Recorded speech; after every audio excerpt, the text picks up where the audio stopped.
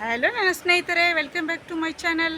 ನೋಡಿ, ಇವತ್ತು ಮಧುಮಾಲತಿ ಗಿಡದ ಬಗ್ಗೆ ಒಂದು ಮಾಹಿತಿ ಕೊಡ್ತಾ ಇದ್ದೀನಿ. ಏನಂದರೆ, ಈ ಗಿಡ ಬಂದ್ಬಿಟ್ಟು ನನ್ನ ಮನೆ ಮುಂದುಗಡೆ ಇತ್ತು ಮೊದಲು. 2 ವರ್ಷ ಆಯಿತು ಇದು ತೊಗೊಂಬಂದು. ಏನಂದರೆ, ಹೂವಣೆ ಬಿಡ್ತಾ ಇರಲಿಲ್ಲ.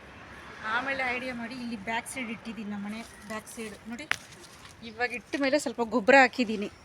ನಿಮ್ಮಿಷ್ಟ ಯಾವ ಗೊಬ್ಬರ ಬೇಕಾದ್ರೆ ಹಾಕೊಬೋದು. ಇಲ್ಲಾಂದರೆ ಸಗಣಿ ನೀರಿದೆ ಅಲ್ಲ, ಅದನ್ನು ನೀರಾಗಿ ಇದು ಮಾಡಿ ಕಳಿಸ್ಬಿಟ್ಟು ಕೂಡ ನೀವು ಹಾಕ್ಬೋದು. ಮಂದ ಇಲ್ಲದೆ ಜಾಸ್ತಿ ನೀರಿಲ್ಲದೆ ಲಿಮಿಟಾಗಿ ಮೀಡಿಯಮಾಗಿ ಅದನ್ನು ಹಾಕ್ಬೋದು ನೀವು. ಇಲ್ಲಾಂದರೆ ಗೊಬ್ಬರ ಸಿಗುತ್ತೆ ನಿಮಗೆ, ನರ್ಸರಿಯಲ್ಲಿ ಸಿಗುತ್ತೆ ಗೊಬ್ಬರ ರೆಡಿಮೇಡ್. ಅದನ್ನು ತೊಗೊಂಬಂದು ಹಾಕ್ಕೊಬೋದು. ನೋಡಿ, ಇವಾಗ ಹಾಕಿದ್ಮೇಲೆ ನೋಡಿ, ಗೊಬ್ಬರ ಹಾಕಿದ್ಮೇಲೆ ನೋಡಿ ಹೂವು ಎಷ್ಟು ಚೆನ್ನಾಗಿ ಹೋಗ್ತಾಯಿದೆ. ನೋಡಿ ನೋಡಿ